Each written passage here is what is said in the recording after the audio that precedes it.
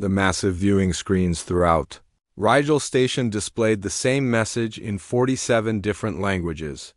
Welcome to the 127th Annual Galactic Marksmanship Championship. Thousands of beings from across known space had gathered to witness what many considered the most prestigious shooting competition in the galaxy. The air hummed with excitement as species that rarely interacted outside of formal diplomatic channels mingled in the observation decks. Tom Bradley adjusted his uncomfortable ceremonial uniform and tried not to stare at the four-armed Catherian. Competitors warming up nearby? Their additional limbs moved with mechanical precision as they calibrated their plasma rifles, each shot hitting dead center on practice targets from distances that made his eyes water. The Catherians had dominated this competition for over 2 centuries, and watching them work made it clear why. "Stop gawking," Amy Rodriguez whispered beside him, though she too seemed fascinated by the alien marksmen around them. "We look nervous." "Enough already." Dr. Robert Kane barely acknowledged the conversation, his attention completely absorbed by the weapon systems displayed throughout the preparation area. He carried a small tablet and kept making notes, occasionally asking technical questions of the tournament. Officials that earned him polite but confused responses. The human delegation had arrived 3 days ago to considerable fanfare, though not the kind they had hoped for. News feeds across the galaxy had treated their participation as either a curiosity or an outright joke. "Primitive species attempts galactic competition," read one particularly harsh headline from the Vortani News Network. Tom had expected the mockery. What surprised him was how genuinely amused the other competitors seemed. The crystalline Vortani actually chimed with what their translators rendered as laughter when they saw the human shooting scores from the preliminary qualification rounds. Even the normally stoic Drakari delegates clicked their mandibles in what Tom assumed was their version of snickering. "Attention all competitors," announced a voice that somehow managed to sound official in every language simultaneously. "Please report to Range Alpha for the opening ceremonies." The procession into the main competition arena felt like walking into a cathedral designed by someone who had never seen Earth.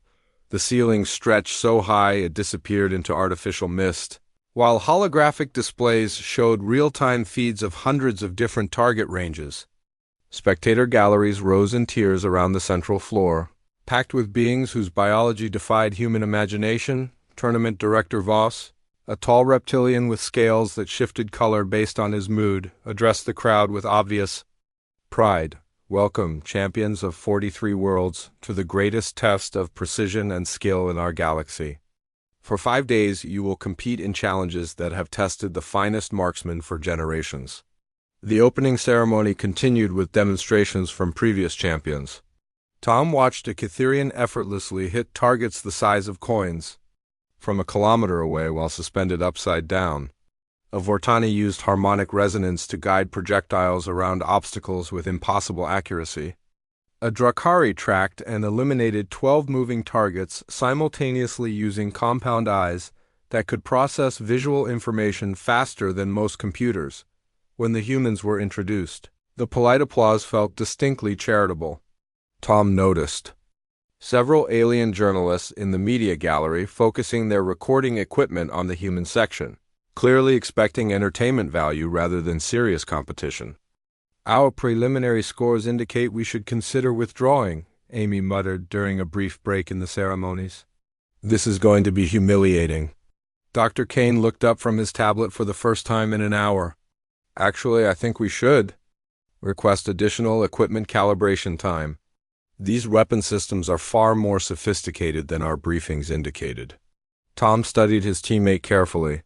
Kane had been selected for this mission not for his shooting ability, which was adequate at best, but for his expertise in analyzing complex systems under pressure.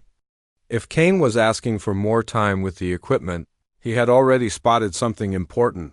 The first competition began with standard accuracy tests, using regulation galactic plasma rifles. The weapons felt awkward in human hands, clearly designed for species with different proportions and grip strength. Tom's first shot missed the target completely, striking the reinforced wall behind it with a shower of sparks. The crowd's reaction was immediate and unmistakable. Amy's performance was marginally better, but still nowhere near competitive standards. Her shots clustered in a loose pattern around the target edges, occasionally hitting the scoring zones, but never approaching the precision demonstrated by other species. The Catherian competitor shooting next to her glanced over with what might have been pity. Dr. Kane's shooting was arguably the worst of all three humans. His shots seemed random, some missing targets by meters while others came surprisingly close to bullseyes. Between rounds, he continued making notes and asking technical questions that tournament officials answered with increasing bewilderment. By the end of the first day, humanity ranked 43rd out of 43 competing species. The gap between human scores and even the second-worst competitors was embarrassingly large. Alien news feeds had already begun running comedy segments, featuring slow-motion replays of the most spectacular human misses. "Tomorrow will be better," Tom told the small group of human supporters who had made the journey to Rigel Station. "We're still learning how these weapons work." In private, however, the three humans held a very different conversation. Kane's tablet now contained detailed technical specifications for every weapon system they had used, complete with power output data, targeting algorithms, and system response times. Amy had identified 17 different ways to modify the tournament weapons that would go unnoticed by casual inspection. Tom had used his apparent incompetence to map the locations of every security sensor and defensive system visible from the competition ranges. "Phase 1 complete," Kane said quietly as they reviewed the day's intelligence gathering. "Tomorrow we start Phase 2. The aliens would continue laughing at human marksmanship for 3 more days. What they didn't realize was that the humans had never been aiming at the targets everyone else could see. They were targeting something far more valuable, and their aim was already proving devastatingly accurate. The maintenance tunnels beneath Rigel Station carried more than just power conduits and atmospheric processors. They also carried the frustrated conversations of 3 humans who had spent another day embarrassing their entire species in front of the galaxy's finest marksmen. Dr. Kane spread holographic displays across the cramped tunnel floor, each one showing trajectory analysis from the day's competition. The data looked like abstract art to anyone without advanced ballistics training, but Kane saw something that made his eyes light up with excitement. "Look at this pattern," he whispered, pointing to a cluster of missed shots from Tom's morning session. "Every single one of these hits a specific structural point in the station's framework. You're not missing randomly, you're building a 3-dimensional map." Tom Bradley nodded grimly. "The targeting computers on these alien weapons are incredibly sophisticated. They automatically compensate for gravity variations, atmospheric density, even magnetic field fluctuations. But they also record every shot trajectory in their memory banks." Amy Rodriguez pulled up her own shooting data on a portable scanner she had modified during lunch break. "My misses are different. See how they cluster around these specific coordinates? I'm testing the response time of the automated defense grid. Every time I fire near a security sensor, it logs the detection time and threat assessment protocols." The second day of competition had been even more humiliating than the first. The Catherians and Vortani were locked in an intense rivalry for the championship, both species achieving scores that approached theoretical perfection. Meanwhile, human performance had somehow gotten worse, with missed shots becoming more frequent. And more spectacular, tournament officials had started scheduling human events during meal breaks to avoid disrupting the serious competition. Alien spectators now treated the human sessions as comedy entertainment, with some venues selling snacks specifically marketed for watching the primitives attempt marksmanship. What the audience didn't notice was the systematic nature of human failure. Tom's shots followed precise mathematical patterns that mapped the station's internal structure with military accuracy. Amy's equipment malfunctions occurred at carefully planned intervals that tested every automated system in the facility. Dr. Kane's seemingly random questions about weapon specifications were building a complete technical database of galactic military technology. The beautiful thing about being completely dismissed, Amy said while reviewing security footage on her modified scanner, is that nobody bothers to analyze what you're actually doing. They just assume incompetence and stop paying attention. The afternoon session had introduced moving targets and environmental variables designed to challenge even expert marksmen. Gravity fluctuated randomly, atmospheric composition shifted between different planetary standards, and targets moved in unpredictable patterns through three-dimensional space. Tom had used the chaos to test something far more important than his accuracy. Each missed shot had actually been aimed at specific points where the station's defensive systems intersected with civilian areas. The targeting data would prove invaluable if anyone ever needed to disable Rigel Station's defenses. Without causing massive casualties, Amy's performance during the environmental challenges had been particularly instructive. Her weapon modifications, disguised as desperate attempts to improve accuracy, had actually installed monitoring software in the tournament's computer systems.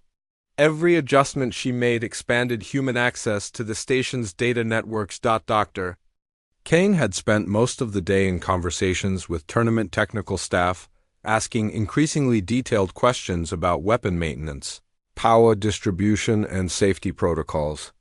His apparent enthusiasm for learning alien technology masked a comprehensive intelligence operation that was mapping every critical system on the station. Tomorrow, they introduce combat scenarios, Tom said, studying the tournament schedule. Multiple targets, time pressure, and simulated battlefield conditions. Perfect cover for Phase 3. The human delegation's public appearances had become increasingly uncomfortable. Interview requests from galactic media focused entirely on the novelty of primitive species attempting advanced competition. Questions ranged from condescending to openly mocking, with several journalists asking if humans planned to withdraw before further embarrassing themselves. "We're here to learn," Tom had told one particularly aggressive reporter from the Drakari Broadcasting Network.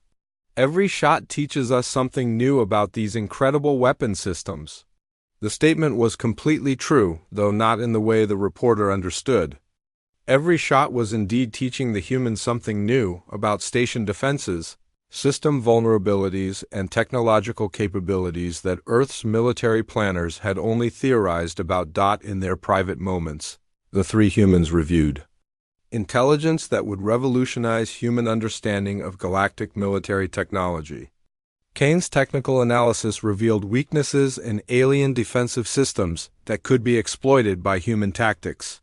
Amy's system infiltration had provided access to communications networks that connected every major military installation in Council space. Tom's structural mapping had identified critical vulnerabilities in what was supposed to be the most secure facility in the galaxy. "The hardest part," Amy admitted while encrypted their daily intelligence reports for transmission to Earth, "is remembering to look disappointed when I miss. Some of these aliens are starting to feel genuinely sorry for us."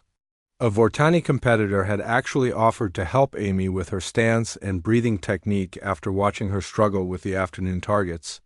The crystalline being's concern seemed genuine, which made the deception feel almost cruel. But the intelligence they were gathering would potentially save millions of human lives if the galactic political situation ever deteriorated. "Phase 3 tomorrow," Kane said, reviewing the tactical data they had collected. "Combat scenarios will give us access to the station's military command protocols. After that, we move to Phase 4. The aliens continued to laugh at human marksmanship, never suspecting that every missed shot was precisely calculated. Human aim remained perfect. They were simply aiming at targets the aliens couldn't see. The central command center of Rigel Station buzzed with activity as tournament officials prepared for the most challenging phase of the competition. Combat scenarios required coordination between multiple departments, activation of advanced defensive systems, and real-time monitoring of participant safety. What they didn't realize was that their most interested observer wasn't competing for marksmanship. Prizes. Dr. Kane stood among a group of alien dignitaries on the command center's observation platform, ostensibly there for educational purposes. His official request to study advanced targeting algorithms in dynamic environments had been approved without serious consideration. After all, what harm could a member of the galaxy's worst shooting team possibly cause? Fascinating, Kane murmured as he watched technicians activate the station's military-grade simulation systems. His tablet recorded everything: power routing protocols, command hierarchies, security clearance levels, and most importantly, the locations of every critical system junction in the facility. Meanwhile, Tom Bradley was conducting his own reconnaissance in the station's recreational areas. His cover story involves simple tourism, a primitive being experiencing advanced civilization for the first time. Security guards smiled indulgently as he asked basic questions about station operations, never suspecting that his military background allowed him to identify defensive positions, patrol patterns, and response protocols with professional accuracy. Amy Rodriguez had spent the morning in maintenance areas, supposedly investigating equipment malfunctions that had plagued her shooting performance. Her technical modifications continued expanding, each adjustment granting deeper access to the station's computer networks. Maintenance staff helped her enthusiastically, genuinely trying to solve her equipment problems, while unknowingly assisting one of the most sophisticated infiltration operations in galactic history. The third day's competition format shifted to tactical scenarios designed to test marksmanship under realistic combat conditions. Competitors faced multiple moving targets, environmental hazards, and time constraints that simulated actual battlefield stress. The alien marksmen rose to the challenge with impressive skill, their scores remaining competitive despite the increased difficulty. Human performance, predictably, deteriorated even further. Tom's shots scattered across impossible patterns that seemed to defy basic physics. Amy's weapon malfunctions increased to the point where tournament officials began questioning whether human physiology was compatible with galactic technology. Dr. Kane's shooting became so erratic that safety officers started monitoring his sessions for potential equipment damage. What the observers missed was the methodical precision behind the apparent chaos. Tom's scattered shots were actually probing the response capabilities of the station's automated defense grid. Each missed target triggered specific protocols that revealed the speed, accuracy, and coordination of defensive systems throughout the facility. Amy's equipment malfunctions were systematically testing every security protocol in the tournament's computer networks. Her attempts to fix targeting problems were actually installing backdoor access codes that would allow remote control of critical systems. Each malfunction provided new information about network architecture and defensive algorithms. Dr. Kane's dangerous shooting was mapping the station's internal structure with military precision. His accidental shots that struck walls, ceiling panels, and equipment housings were building a three-dimensional blueprint of every critical system in the facility. The safety officers following him around were unknowingly providing guided tours of the station's most sensitive areas. Tomorrow introduces advanced weapon systems, Tom mentioned during their evening briefing in the maintenance tunnels. Military-grade equipment that's normally restricted to Council defense forces. The announcement had caused considerable excitement among the alien competitors. Access to cutting-edge technology was considered the tournament's highest honor, reserved for participants who demonstrated exceptional skill and trustworthiness. The fact that humans would be included was being treated as a gesture of galactic goodwill rather than a security concern. Kane's technical analysis had already identified several weapon systems that would provide unprecedented intelligence opportunities. The quantum targeting arrays alone will give us complete specifications for Council military technology. If we can access the control protocols, we can, Amy interrupted, displaying code structures on her modified scanner. I've been building administrative access since day one. Tomorrow I'll have root-level control over any system I touch. The implications were staggering. Human intelligence services had spent decades trying to understand galactic military capabilities through indirect observation and theoretical analysis. Now they were being handed direct access to the most advanced weapon systems in known space. All because alien arrogance prevented them from taking human capabilities seriously. Public reaction to human performance had evolved from amusement to genuine concern for their safety. Several alien rights groups had begun questioning whether it was ethical to allow such obviously overmatched competitors to continue participating. Medical staff were standing by during human shooting sessions, worried that equipment designed for advanced species might actually injure primitive users. The irony was almost overwhelming. The same beings who were expressing humanitarian concern for human welfare were unknowingly facilitating the most successful intelligence operation in Earth's history. Their compassion was being weaponized against them by a species they considered too primitive to pose any real threat. Phase 4 begins tomorrow, Kane said, reviewing the tactical intelligence they had gathered. Once we have access to the advanced systems, we move to the final phase. Tom studied the structural data they had collected over 3 days of incompetent shooting. The central computer core is accessible through maintenance shafts that pass directly behind the tournament ranges. During the chaos of the final rounds, nobody will notice if one of us goes missing for a few hours. Amy's network infiltration had provided detailed maps of the station's data storage systems. The main military database contains fleet positions, defensive strategies, and technological specifications for every major installation in Council space. If we can download that information, we change the balance of power in the galaxy. Tom finished quietly. The aliens continued to laugh at human marksmanship, never realizing that humanity was playing an entirely different game. While they competed for prizes and prestige, the humans were targeting the future itself. And their aim, as always, was absolutely perfect. The tournament's final day arrived with unprecedented fanfare as the galaxy's finest marksmen prepared to compete with military-grade weapon systems normally reserved for planetary defense forces.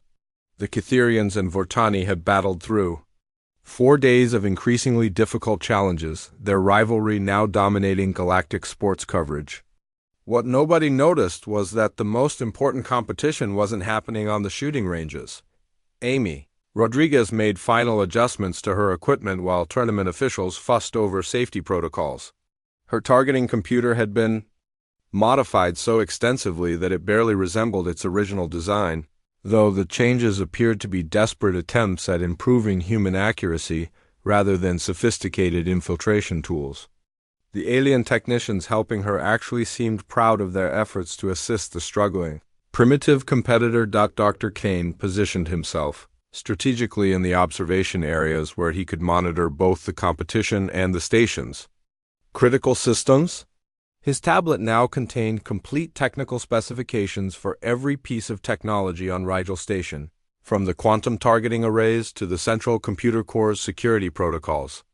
More importantly, he had identified the precise timing window when the final phase of their operation could begin.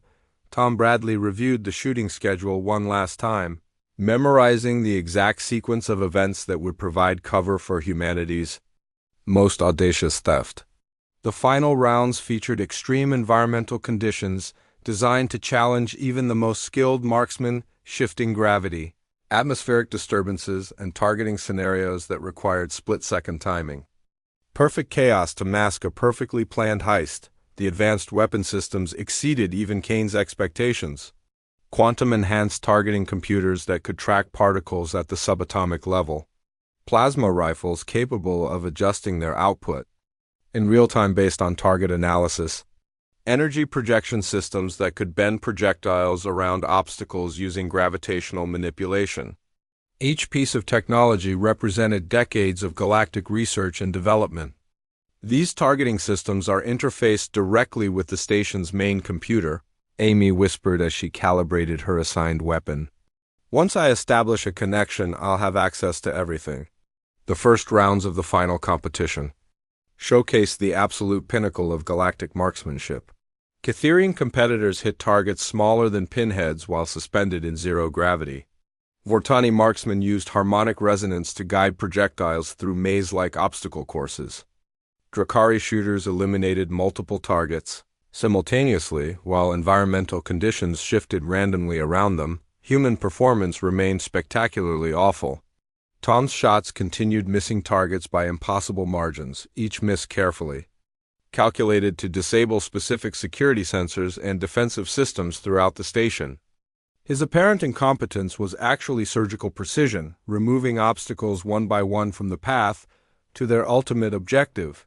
Amy's weapon malfunctions reached new levels of complexity, requiring constant technical support from tournament staff. What appeared to be system failures were actually backdoor installations that granted administrative access to increasingly sensitive networks. Each repair expanded human control over station operations while maintaining the illusion of technical difficulties. Dr. Kane's shooting was so erratic that safety officers assigned him a dedicated escort. His seemingly random shots were actually mapping the final details of the route to the central computer core, testing response times of automated systems, and confirming structural weaknesses in the station's most secure areas, the turning point. Kane during the environmental chaos rounds. As gravity fluctuated wildly and atmospheric processors created artificial storms throughout the competition area, Kane slipped away from his escort during a particularly intense sequence. Tournament officials were too focused on competitor safety to notice one missing observer. The maintenance shafts behind the competition ranges provided perfect access to the station's central data core. Kane's 3 days of reconnaissance had identified every security measure between the tournament areas and the galaxy's most sensitive military database. His route avoided automated sensors, guard patrols, and monitoring systems that would have detected any normal infiltration attempt. Meanwhile, Amy's final equipment modifications achieved route-level access to the station's computer networks. Her targeting computer, now essentially a sophisticated hacking tool disguised as faulty sporting equipment, began downloading terabytes of classified information while she continued. Missing targets with theatrical incompetence, Tom's shooting provided the perfect distraction. His spectacular misses triggered safety protocols throughout the facility, requiring immediate attention from security personnel who might otherwise have noticed unusual activity in sensitive areas. Each shot was a precisely timed diversion that pulled attention away from Kane's infiltration. The central computer core was a marvel of galactic technology, containing military intelligence from dozens of species across thousands of star systems. Fleet positions, defensive strategies, technological specifications, diplomatic communications, and strategic assessments that represented centuries of accumulated knowledge. All of it protected by security systems that had never encountered human ingenuity. Kane's infiltration tools, disguised as standard scientific equipment throughout the tournament, proved devastatingly effective against alien security protocols. Where galactic technology relied on biological identification and behavioral prediction, human systems used mathematical algorithms and pattern recognition that completely bypassed expected intrusion methods. The download process required precisely timed coordination between all 3 team members. Amy's network access provided the connection pathways. Tom's continued shooting maintained security distractions. Kane's physical presence at the core initiated the actual data transfer. Everything had to work perfectly for exactly 14 minutes. And 37 seconds. As the Catherians celebrated their narrow victory over the Vortani in the tournament's final event, humanity quietly completed the most successful intelligence operation in galactic history. The database download contained information that would revolutionize Earth's understanding of interstellar politics, military capabilities, and technological possibilities.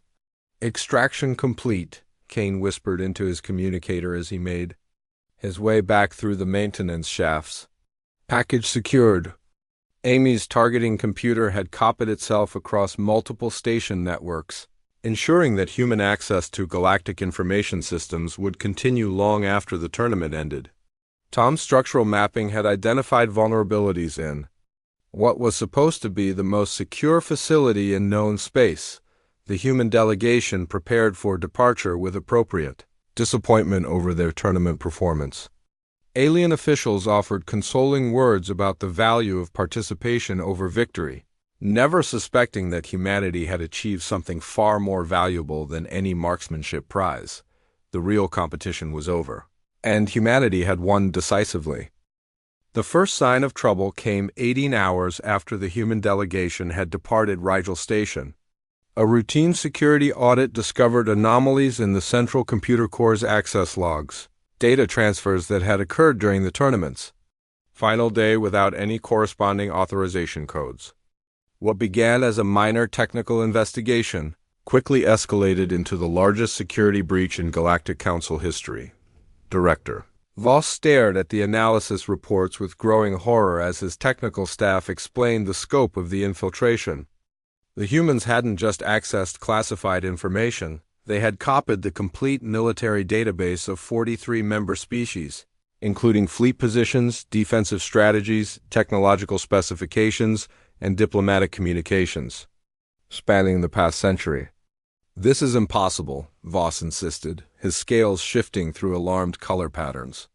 The humans couldn't hit targets the size of buildings. How could they execute something this sophisticated? The answer came from a detailed review of tournament footage that took the investigation team 3 days to complete. When analyzed by security experts rather than sports commentators, the human shooting patterns revealed a level of precision that defied belief. Every missed shot had been calculated to achieve specific objectives that had nothing to do with tournament scoring. Tom Bradley's spectacular failures were actually surgical strikes against the station's defensive systems. Ballistics analysis showed that his shots had disabled 17 security sensors, 12 automated gun turrets, and 6 communications relays with mathematical accuracy. His apparent incompetence had been a masterpiece of deception that systematically dismantled the station's most sophisticated protections. Amy Rodriguez's equipment malfunctions were revealed as deliberate installations of infiltration software that had granted administrative access to every major system on the station. Her modifications, dismissed as primitive attempts to improve accuracy, were actually advanced hacking tools that had operated undetected throughout the entire tournament. Dr. Kane's erratic shooting had mapped the station's internal structure with military precision. His seemingly random shots had tested response times, identified structural weaknesses, and plotted the exact route to the central computer core that he had used during his disappearance on the final day.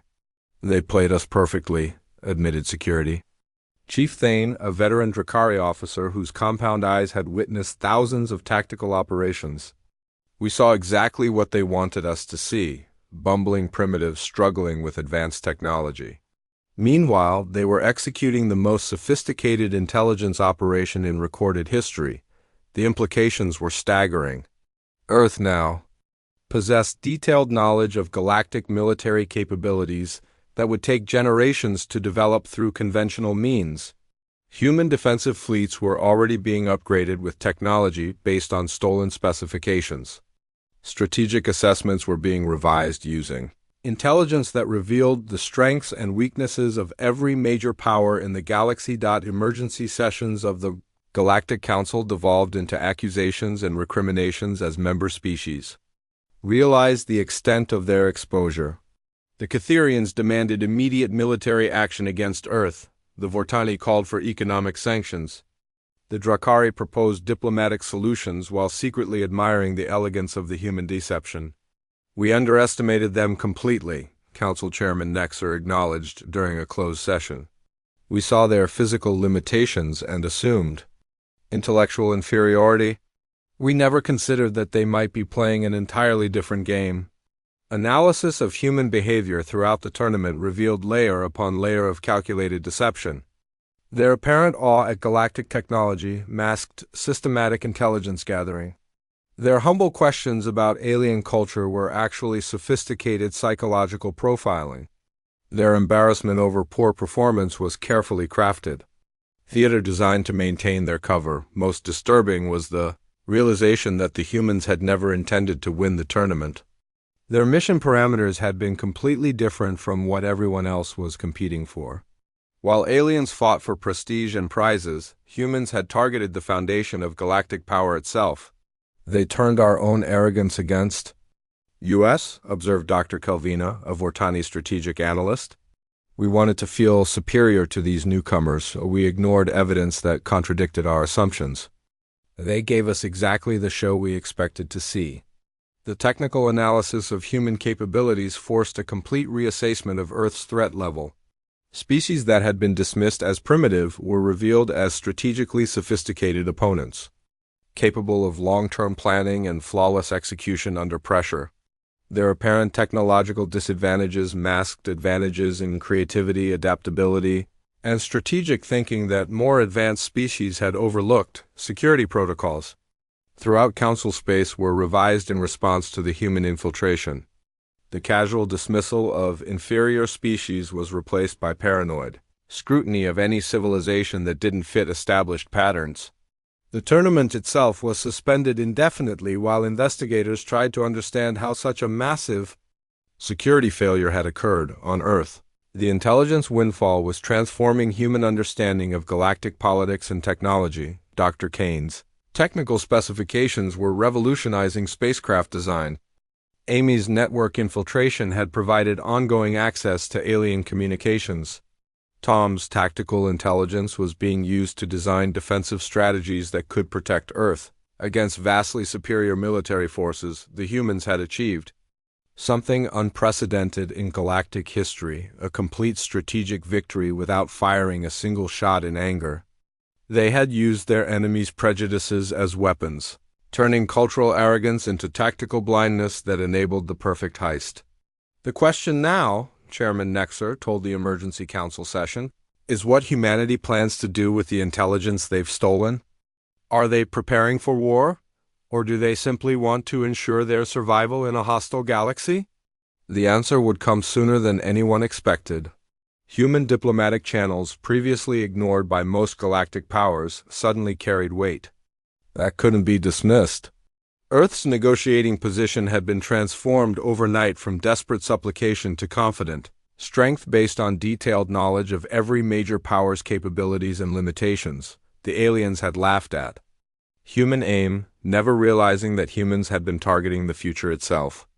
Now that future belonged to a species that had proven it could outthink, outmaneuver, and outplan civilizations with millennia of experience. A galaxy would never underestimate humanity again.